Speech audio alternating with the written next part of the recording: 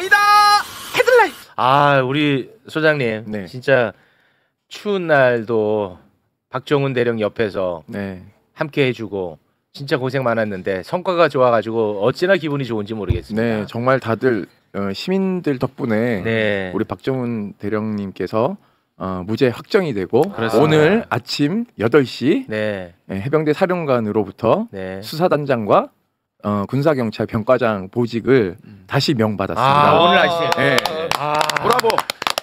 수사단장으로 이제 다시 복귀했습니다. 네. 그래서 아침에 신고하고 첫 출근하시면서 네. 전화를 주셔서 시민 여러분들 원래는 오늘 이제 재판이인데 시민들 만나보고 이렇게 할 수 있는 기회가 있었는데 아마 향후에 시민들하고 다시 만날 수 있는 기회가 있지 않을까 그걸 이제 기다리고 계시더라고요. 김동혁이 나와야지 당당하게 나와. 그러면은 얘는 이제 어떻게 해야 될 것 같아? 직무 배제시켜야지. 직무가 정지됐습니다. 10일자로 특검이 요구해서 피의자로 입건됐으니 직무를 배제해달라고 그랬는데 직무 정지와 함께 분리 파견을 시켰어요. 분리 파견이 뭐예요? 그러니까 이제 임성근도 사고치고 분리 파견을 명령했는데 수사외압으로 다시 사단장에 복귀했잖아요. 이분도 이제 그 단장직에 못 있고 어디로 쫓겨났어요. 네. 이게 효능감이에요. 네. 맞아요. 특검이 이거를 요청을 했고 국방부가 받아들인 거잖아요. 맞습니다.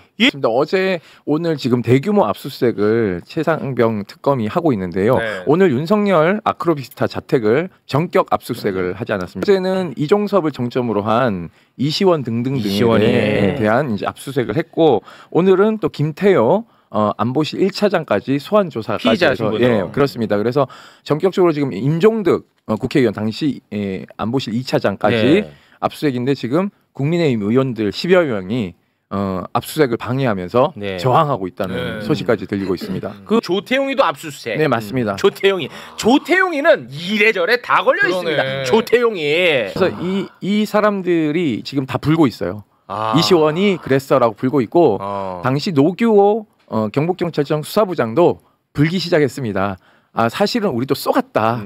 잠깐 기록을 보정한다고 해서 잠깐 돌려달라고 한 건데 이게 알고 보니까 잠깐 보정이 아니라 갈아엎어서 우리도 일종의 사기를 당한 것이다 라는 주장을 지금 특검 나와서 변명이라고 막 주장하고 있습니다. 이시원이 얘는 무고한 서울시 공무원을 간첩으로 몰았고 그리고 훌륭한 박정훈 대령을 항명 군인으로 몰았다고 봐야지 이제 그러면. 그렇죠. 어제 내란수계를 못 만나가지고요. 방청이 됐거든요. 어제 당첨이. 당첨이 됐는데. 당첨이 됐는. 안 나왔어. 방청수계가 내란수계 만나러 갔는데 법정에 갔더니 안 나왔어. 안 나왔어. 좀 일찍 얘기하던가. 그랬더니 억울하네. 세상에 4명 나와 있고 변호사. 그리고는 지들도 몰라. 불출소 사유서 냈는지도. 그래서 지기현 재판장한테 저 불출소 사유서 좀 보여주실 수 있을까고 하면서 보여달라 그러더라고요. 아깝네. 그래서 안녕하세요. 얼음 봉지로 되돌아온 박민정입니다. 날씨가 너무 더워요. 그 공수처 검사들 넘어오면 그 총으로 쏴버리면 안 되나? 그래 김성훈이 네 알겠습니다. 이거를 경호처 관계자가 특검에서 진술을 저렇게 총으로 쏘라고 했어. 공수처 검사를 향해서 총을 쏘라는 취지로 이렇게 말한 거는 그럼 저거는 그냥 특수공무집행 방해가 아니고 더 나아가서 살인, 예비 음모, 미수 이렇게까지 의율도 가능한 사안 같습니다. 보니까. 윤석열의 수용보는 3617인 것으로 3617. 그리고 독방인데 한 명이 사용하는 독거실인데 2평대 정도 장소라고 그래요. 윤석열을 제일 잘하는 사람이 조은석이에요. 네. 그래서 조은석 특검의 그 앞으로의 기술을 보시라 이런 말씀을 드리고 일단 이제 그 구속된 피의자 그가 출석을 안 하면 소환에 응하지 않으면 체포영장을 또 합니다.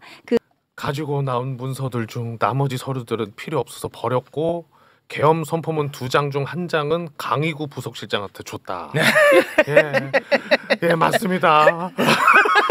제가 가지고 김건희 특검에서 지금 김혜성을 짚은 것은 굉장히 정확하게 잘 짚은 거예요. 잘 짚었어요. 네, 집사라고 하잖아요. 김건희와 김혜성은 2010년도부터 누나 동생 하는 이런 관계였고 그동안 김건희 일가와 관련해서 그 비위와 관련해서 굉장히 직접적인 밀접한 관계가 있으면서 최근에 이제 코바나 컨텐츠 후원 관련해서 그 특검에서 영장을 하면서 그 이 김예성이 김건희와 그동안 어떻게 그 관련성이 있었는지 이거를 네. 적시를 해서 영장했는데 그 법원에서 영장을 기각한 사유가 이해가 되지 않아요. 왜냐하면 김예성 회사에서 코바나 컨텐츠 후원을 했습니다. 네. 2016년, 17년, 19년에 걸쳐서 했기 때문에 공소시효도 다 남아 있어요. 그 뇌물성이 있거든요. 뇌물인 부분. 그 다음에 대통령의 지위를 이용해서 사적 이익을 취득한 거 김건희가 이게 또 김예성하고 관계가 되어 있어서 제가 이제 저수지라는 표현을 했거든요. 네. 그래서 이런 게 다 김건희 특검법에 적시되어 있는 부분에 대해서 영장을 청구했는데 맞아요. 기각이 된 것은 이해가 되지 않아요. 네. 그래서 이것은 김예성이 지금 그 키다. 네. 그러니까 김건희 특검에서 지금 가장 주력하는 것은 그 김건희의 범죄 수익입니다. 그렇죠. 저수지를 찾아야 돼요. 이 돈이 맞습니다. 어마어마할 거 아닙니까? 범죄 수익이. 어마어마하겠죠.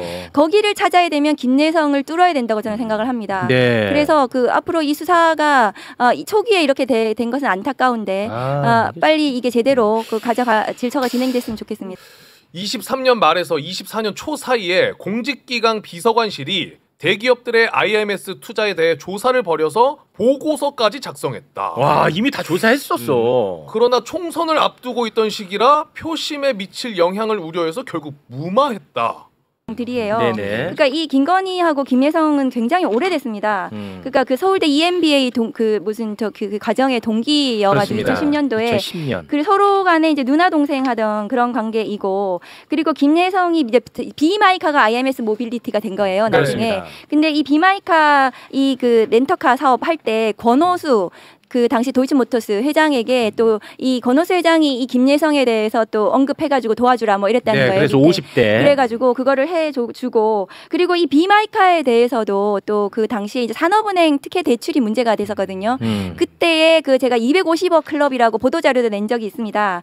그래서 뭐 당시에 김건희 관련된 여러 회사들의 산업은행이 막 250억씩 대출해주고 이런 것들이 있었어요. 네. 그 당시에 이 비마이카에 대해서도 한 5억 원 정도로 특혜성 대출을 해준 것이 아닌가. 그러니까 김예성의 회사에 대해서 이런 점들이 확인이 됐었습니다. 그리고 그 당시에 또 이 산업은행 뭔가 문제 있어 보이네. 문제가 있습니다. 저 부분이 수사가 진행이 돼야 된다. 그리고 이 산업은행 대출과 관련했을 때 그 윤석열 검사 당시에 이제 대검 중수부나 특수부에서 근무하던 이런 그러니까 수사의 대상이었던 거죠. 이 뭐 저축은행 신한저축은행이라든가 아니면 산업은행 이런 것들이 당시에 또 고소 고발도 됐었어요. 네. 그런데 그것이 무혐의로도 끝나게 됐거든요. 그렇습니다. 산업은행이. 그래서 그런 부분에 대한 전반적인 윤석열 김건희와 관련된 그다음에 이 특혜성 대출 그다음에 김예성 이 전반적인 수사가 필요하다는 것이 그때 제가 작년에 국정감사 때 말씀을 드렸었는데 이번에 이제 김건희 특검에서 그 부분을 정식으로 들여다보기 시작한 거죠. 네. 신한저축은행은 잔고 증명서의 피해자예요. 피해자인데 그런데도 불구하고 신한 그 계열사에 그 지금 임원으로 앉혀준 거예요. 이상하지. 네. 그리고 또 이상한 게 있어. 2011년에 신한저축은행이 300억 원대 불법 대출을 해준 혐의로 검찰에서 조사를 받습니다. 아, 네. 예, 받아요. 근데 신한저축은행이 그때 검사 출신 정관 변호사 노상균이를 사회이사로 갑자기 영입을 합니다. 노상균이를 사회이사로. 사회이사로 검사 출신입니다. 네. 근데 그때 윤석열이가 이거를 수사를 했던 것 같아. 근데 이게 아버지 신한저축은행 그 그룹의 아버지가 회장이야. 네. 그리고 아들이 이제 금융 관련해 가지고 또 거기 대표였고 네. 이 둘 다 무혐의. 둘 다 무혐의. 당시 윤석열 대검 중수 1과장이었어요. 대검 중수 그러니까 1과장. 고발 당시에는 중수 1과장이었고 무혐의일 때는 이제 중앙 특수 1부장이었는데 사실은 그게 굉장히 의심스럽죠. 의심스러워. 사실. 네. 이게 뭔가가 있어. 그리고 어떻게 전두환을 발효하겠다는 겁니까? 5.18 학살과 관련해서 했던 그 범죄인 전두환이 잘했다는 겁니까? 저희 애국 현장에서는 이 보는 관점이 다를 수 있습니다. 아니 수많은 무고한 국민들을 학살하는 게 애국이냐고요? 그것이 전두환의 공입니까?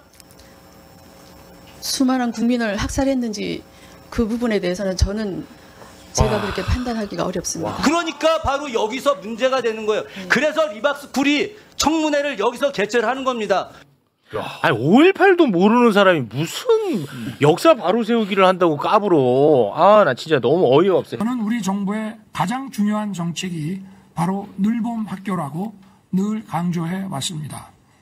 자, 가장 중요한 정책. 네, 이 늘봄 학교가 예산이 또 어마어마하게 들어갑니다. 조 단위입니다. 조 단위. 아, 그래요? 조 단위야.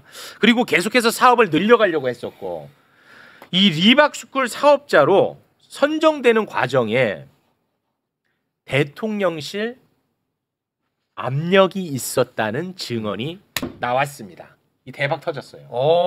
야, 이 봉지욱이가 해내는 거야 이거. 대통령실에서? 대통령실에서 사업자 선정을 압력을 가했다는 증언이 이번에 나왔다니까 국회에서. 자, 지금부터 그 장면을 볼 텐데요. 참고로 글로리 사회적 협동조합이라는 단어가 나올 텐데 이게 리박스쿨의 유관 단체입니다. 그거를 참고하고 보겠습니다. 글로리 사회적 협동조합을 챙겨달라는 요구가 있었습니다. 압력으로 느꼈습니다. 교육부에서 연락받았습니까? 대통령실에서 연락받았습니까? 대통령실로부터 연락받았습니다. 대통령 교육비서가 신문규 비서관으로부터 연락받았죠? 네, 맞습니다. 리박스쿨은 좀 얘기해볼 만합니다. 아무나 봐도. 너무 왜? 심각해. 이건 우리 초등학생들 교육과 그렇지. 관련된 이건 아주 나쁜 백년지 대계를 세워야 되는 우리 초등학생들 그렇지. 방과후 활동을 건드릴 것 때문에 이 정도는 제가 심각하게 고려해보겠습니다. 저거는 지금 교육비서관이 교육부 국장한테 전화를 해서 리박 챙기라고 지금 한 거잖아요. 그렇습니다. 인사동에 뜨락이라는 식당이 있어요. 뜨락 영화 같은 이야기죠. 뜨락이라는 식당에서 김문수와 리박스쿨 손효숙 대표 등등이 만났다. 맞아. 그리고 저희가 어제 보도한 거는 손효숙 대표 리박스쿨은 잔챙이 중에 하나예요. 여기 대부가 있어요. 대부가 이희범이라는 인물입니다. 이희범이라는 인물의 자유연대. 근데 이분은 소위 말하는 우리가 뭐 안정권이나 김상진이나 아스팔트 극우들 있잖아요. 네. 이 극우들의 아버지예요. 배인규 뭐 이런 애들 그 마약 때문에 구속되네. 배인규 이런 애들이 신남성연대 이런 애들이 이희범에게 모든 것을 전수받고 배웁니다. 예를 들면 뭐 화환투쟁, 화환집회 이런 거 있잖아요. 네. 윤석열 지지한다 해서 쫙 도배하고 네네네네. 이희범이 원조입니다. 그러니까 박근혜 정부 때부터 계속 활동해왔던 분이고 예전에 정경련이나 그 청와대 압력을 받아가지고 대기업들이 그 시민단체들, 뭐 보수단체들 돈 지원했잖아요. 그때 핵심적으로 활동하셨던 분인데 이희범. 이분과 같이 자유연대에서 같이 활동했던 분 중에 하나가 대통령실 시민사회 수석실로 들어갔어요. There are even reports, for example, and this I don't think has gotten a lot of coverage, but it is said that Lee Jae-myung, as a youth, was involved in gang raping and murdering a young lady, and as a result was put in juvenile detention, and therefore was not able to attend junior high and high school. 저런 이야기를. 자, 이거를 또 보는 사람 중에 극히 일부는 그래도 뭔가 근거가 있지 않을까 이렇게 생각할 수 있잖아. 근거 아예 없고요. 내가 아예 없다라고 단정지어 말할 수 있는 이유가 뭐냐. 내가 뭐 이재명이랑 같이 학교 다닌 사람도 아니고 그렇죠. 저런 주장을 했다가 처벌받았어. 유튜버 중에. 처벌받았어. 법원에서 명확하게 밝혔어요. 이거는 그 어떠한 근거도 없다. 그래가지고 서울대 특강을 합니다. 서울대. 그 같은 날이네. 원래 15일. 그렇죠. 15일에 이게 지금 취소가 되니까 서울대에서 강연하는데 서울대에서 이 행사를 누가 만들었냐? 누구야? 트루스 포럼이란데요. 트루스 포럼. 트루스 포럼이 어디냐? 리박스쿨의 협력단체. 이렇게 또 만나네. 와, 소름이. 리박스쿨 여기서 또 만나. 경찰이 리박스쿨에 대해서 대대적인 수사를 하고 국회 교육위원회가 청문회까지 했지만 이 사람들은 계속 이렇게 활동을 해요. 살아있네. 아직도 살아있는 거야. 있어요. 무슨 돈으로 하겠어요? 이게 저 자금줄을 밝혀야 된다고 제가 계속 그 수사기관이 뭐 저희가 하는 데 한계가 있잖아요. 지금 일국의 대통령을 집단 강간 살인범이라고 발언한 사람이 멀쩡하게 다음 주 월요일에 한국에 와서 제가 볼 땐 체포해야 된다고 생각합니다. 지금 저자가 하는 말 중에 또 하나가 뭐냐면 이번 대선 부정선거라고 얘기하고 있어. 그러니까 대한민국 민주정부를 인정하지 않고 부정하는 인간입니다. 서울대학교도 정신 나간 거죠. 저게. 진짜. 저 사람이 저기서 특별 강연을 있게 해준다? 서울대학교 정상적인 학교를 리박스쿨 수사 제가 제대로 해야 된다고 하는 게 협력단체, 유관단체들이 계속 이렇게 활동을 하고 있어요. 근데 국민의힘에서 뭐가 있었냐면 방과후 학교나 저런 것들을 바우처 형태로 바꿔야 된다. 학부모한테 쿠폰을 주는 거예요. 이 쿠폰을 학교에서 늘봄 학교에 내가 쓸 수도 있고 국민의힘과 리박스쿨 측이 뭘 원했냐면 특히 정광훈 측이나 이런 극우 기독교에서 뭘 원했냐면 우리가 할게요. 방과후 학교. 우리가 할게요. 자기들이 그 스쿨을 여는 거예요. 지금도 그 극우 기독교가 운영하는 비인가 대안학교가 있잖아요. 그거 우리가 할 테니까 바우처 형태로 학부모가 선택할 수 있게 해주세요라는 정책을 추진했던 겁니다. 무조건 학교가 아니라 그렇지. 교회에서 하는 걸 원하면 네. 그거 들고 그렇지. 가면 거기서 그러면 그 교회 신도의 그 극우 목사한테 세뇌당한 학부모는 그 쿠폰을 들고 그 교회에 갖다 주는 거예요. 극우 기독교의 어마어마한 돈벌이가 될 수 있는 거예요. 돈벌이도 되고 그 또 세력이 또 확장되는 그리고 거고. 손현수 대표가 뭐라 그러냐면 글로리 사회적 협동조합 한국 늘봄 학교 교육연합회 이렇게 돼 있잖아요. 네. 저희 최혜정 인턴 잠입한 인턴 기자한테 야 리박스쿨 이런 거 하면 안 통해. 그럴 듯하게 이름을 만들어야 돼. 라고 해갖고 2개를 만든 거예요. 아이들을 뭐라고 보면 얘들 나중에 다 한 표야. 그렇지 한 표지. 얘들 그건 맞는 말이지. 그러니까 교육을 잘해야 돼. 우리식의 교육을 잘해서 얘들이 어떻게 보면 장기 집권의 발판을 마련하려고 하는 거죠. 아니, 어마어마한 거고 어마어마하다. 말씀드렸지만 바우처 형태로 해서 극우 기독교가 대안학교에서 그 쿠폰을 쓸 수 있도록 학부모들이 이 플랜이 있었다. 윤석열 정권이 계속 지속됐다면 이 플랜은 계속 가동이 됐거든. 윤석열 정권이 있는 지속된 상태에서 저희가 이 보도를 했다면 저는 구속됐겠죠. 뭐 죽었겠지.